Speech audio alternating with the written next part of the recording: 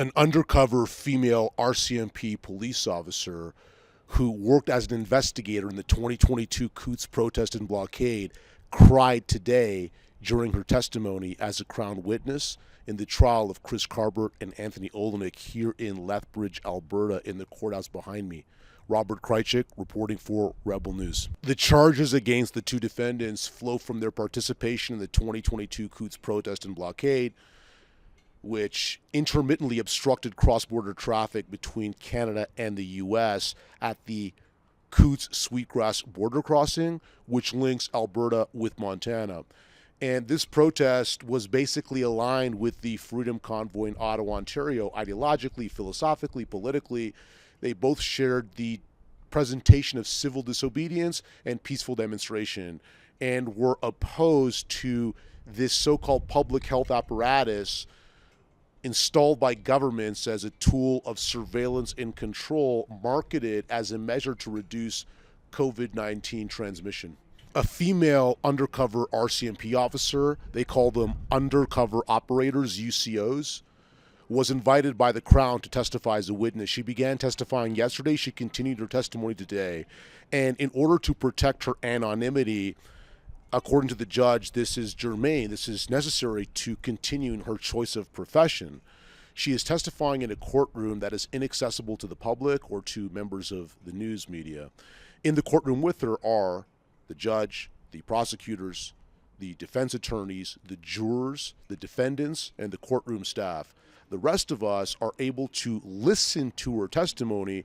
We're seated in a separate room, which receives a live audio feed of her testimony, but we cannot observe her, and we don't know her name. I'll share some quotes with you that came from this female UCO. She said that Anthony Olenek, quote, said he thought he would die for this cause.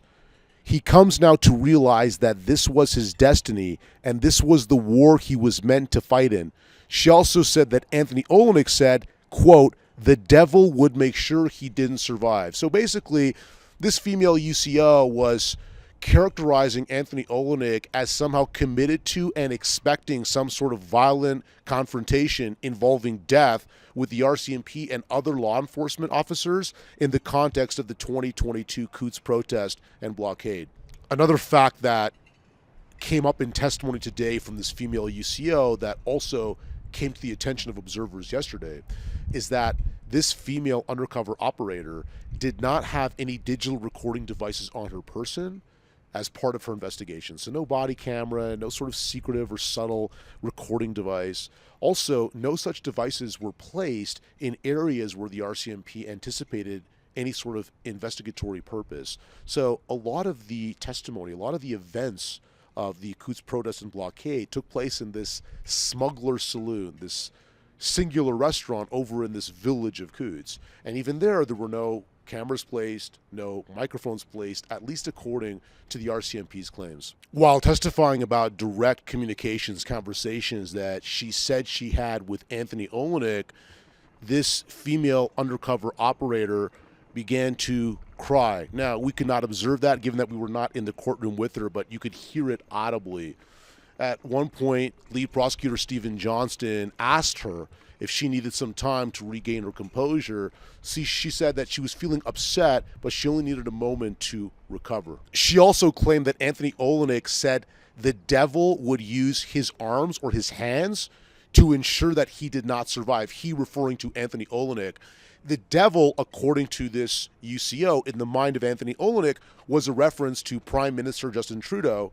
And the hands, the arms of the devil, she said, according again to Anthony Olenek, was representative of the RCMP. In other words, Justin Trudeau is the devil, and his arms, his hands, are the RCMP. While we couldn't observe this mannerism that she demonstrated in testimony, prosecutor Stephen Johnston described it for the record. And this female undercover officer said that when Anthony Olenek was predicting this violent confrontation with the RCMP, he put his finger to his throat and did this movement while saying that if the RCMP were to advance upon and overrun the demonstrators, that he would slit the RCMP officers' throats. And when she was reflecting on this moment that she says occurs, she began to lose her composure and her voice was sort of breaking and became emotive. Now, one more thing to keep in mind is that this is the second time we've seen an RCMP officer cry, well, in this case, heard, while testifying as a Crown witness in one of the criminal trials that flew from the 2022 Coutts protest and blockade back during the Coutts 3 trial with Marco Van Hugenbos, George Jansen, and Alex Van Herk. We saw this RCMP superintendent, his name is George Corbett.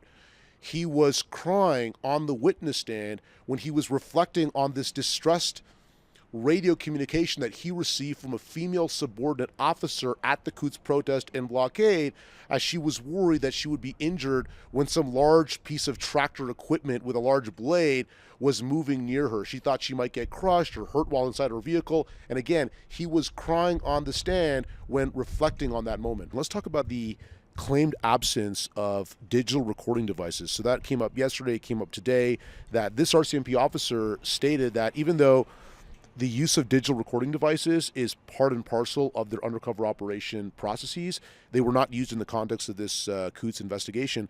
What do you make of that? That there were no wires or body cameras used or even surreptitiously placed cameras or microphones over in this saloon or anywhere else?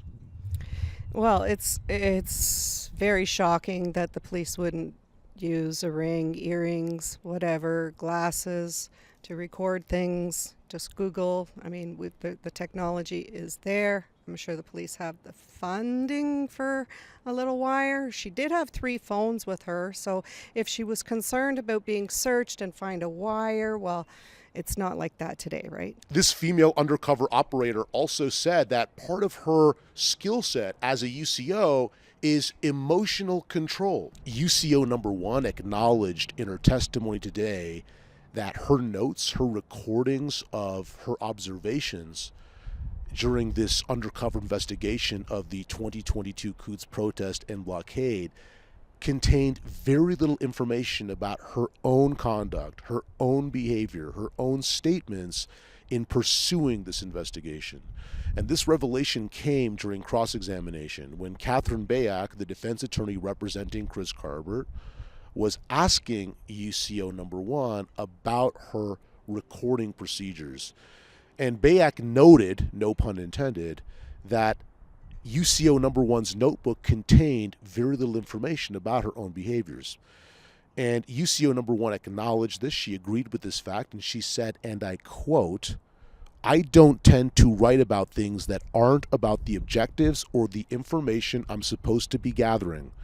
She added that documentation, recording of her own behaviors, statements, and conduct during her undercover investigations is not often done. Bayak also added, and I quote, "A majority of your notes are about what Target said, not what you said." Bayak also said, quote, "There are limited notes about what you said," referring to the notebook created by UCO documenting her own conduct. Dear Rebel News audience, if you agree with us that this trial is of deep importance to Canadians and is worth reporting on, understand that we can't do this in the field original journalism for free. We have operational costs. And they centrally revolve around me, not to make it about myself, but I've got to come out here from Ottawa. There's airfare, there's a car rental, there's accommodation, there are consumable costs. So please help us out. Donate to us. Let us keep this project going and going forward into the future. So visit truckertrial.com, contribute what you can, and please also stay up to date with our ongoing coverage.